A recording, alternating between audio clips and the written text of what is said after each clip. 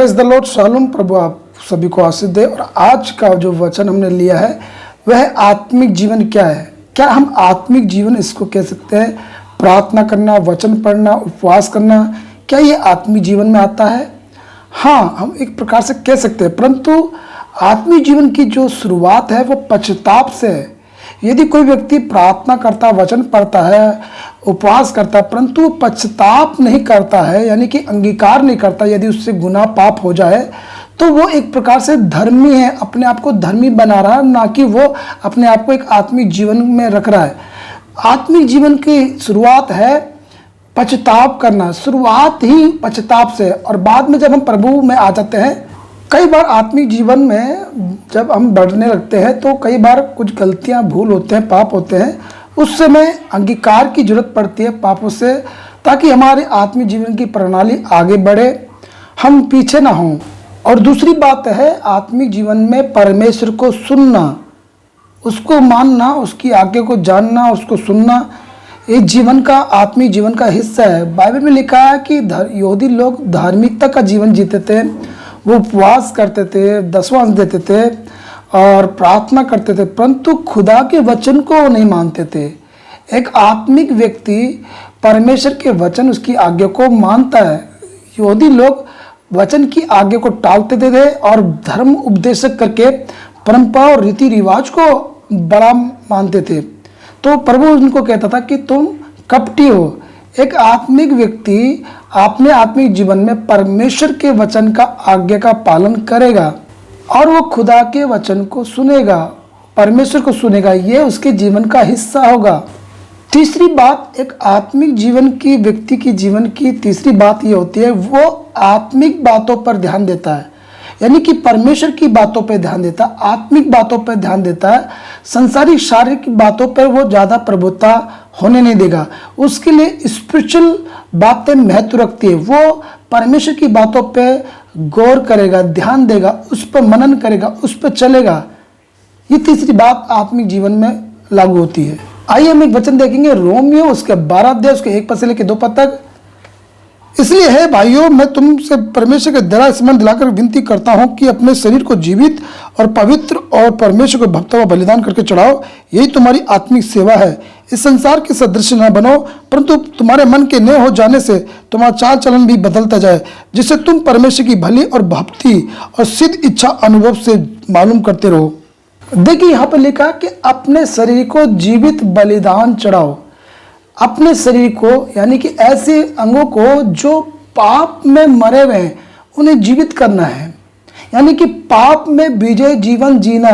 अपने शरीर में, जैसे आँख है, आपको बार बार ठोकर खिलाती है, कान है, आपको गलत बातें सुनने के लिए आपका मन करता है, लोगों की चुगलियाँ, लोगों की गालियाँ, या आँखों से गलत चीज़ें देखने का मन करता है, मुंह से गाली देने का शब्द निकलते हैं। इनको क्या करना? जीवित करना। आपके मुंह से श्राप नहीं निकलना है, धन्यवाद निकलना। आपकी आंखों से क्रूरदृष्टि का पाप नहीं होना है, आंखों की अभिलाषाओं से बचना है, कान से आपको लोगों की निंदा, गंदी बातें नहीं सुननी है, आपको अपने पैरों को सही संगति में रखना है।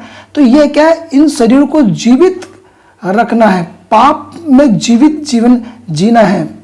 और दूसरा है अपने आप को पवित्र रखना है, अशुद्धता की बातों से बचना है, पाप बुराई से बचना है। ठीक है, जैसे लोग नशा पानी है, क्योंकि बाइबल में लिखा कि हमारा शरीर क्या है? परमेश्वर का मंदिर है और परमेश्वर इसमें वास करता है। तो हमें गलत आदतों से, गलत चीज़ों से, पाप बुराई से बचना है, गलत नशों की चीज़ों से, गलत व्यभिचार की आत्मा से और कई सारी चीज़ों से अपने आप को पवित्र रखना है। कई अधर्म के कामों से बचा के रखना है अपने आप को, लोभ लालच से बचा के रखना है अपने आप को। एक पवित्रता का जीवन परमेश्वर के लिए जीना है। तीसरी बात है कि परमेश्वर को भक्ता हुआ बलिदान चढ़ाना। परमेश्वर को भक्ता हुआ बलिदान का मतलब है परमेश्वर को समर्पित जीवन जीना है, उसके लिए समर्पित। खाना पीने की अभिलाषाओं में लिप्त नहीं होना है, परंतु परमेश्वर के लिए समर्पित जीवन का मतलब है उसके लिए निछावर कर देना। दुख सुख भोगना है, कुछ भी उसमें कुड़कुड़ाना नहीं है, उसमें आनंदित रहना है। परमेश्वर को समर्पित जीवन चढ़ाना है, उसके लिए अपने आप को दे देना है। हर कमी घटी में, हर दुख परेशानी में हमें परमेश्वर को अपने आप को डेडिकेट करके रखना है। डेडिकेट, समर्पित जीवन जीकर प्रभु को भक्ता व बलिदान चढ़ाना है, ये हमारी आत्मिक सेवा है। और इस तरह का जीवन जीना, आत्मिक जीवन जीना से हम परमेश्वर की भली और भक्ति मनसा को जान पाते हैं। क्या? अनुभव से। हम अनुभव से जान जाएंगे कि परमेश्वर हमसे कैसे बात कर रहा है, पवित्र आत्मा कैसे कार्य कर रहा है हमारे द्वारा। एक बार की घटना थी, एक व्यक्ति मुझसे बोला, जब मैंने उनको कुछ बातों में समझाना चाहा, किसी पासवान की कलीसिया के एक भाई थे विश्वासी, तो उन्होंने जब मेरे से बात करी तो उन्होंने डायरेक्ट मुझसे बोला कि मैंने 7 बार बाइबल पढ़ ली है। और जब 7 बाइबल पढ़ ली है तो मुझे बड़ा अच्छा लगा, क्योंकि वो व्यक्ति थोड़ा नशा भी करता है, हल्का सा गुटखा, सुरती, बीड़ी का, तो ये चीज़ उससे छूट नहीं पा रही। परंतु उसने एक बात बोली कि मैंने 7 बार बाइबल पढ़ ली। तो मुझे वहाँ पे महसूस हुआ कि वो अपनी धार्मिकता या अपने आप को धर्मी बता रहा है, परंतु आत्मिक जीवन व्यक्ति में उसके क्या है कि वो कहीं ना कहीं छोटी सी नशे से ग्रसित है। उससे उसने मन नहीं फिरा है, उससे पछताप नहीं किया है। कई बार लोग छोटे छोटे पाप के लिए मन नहीं फिराते।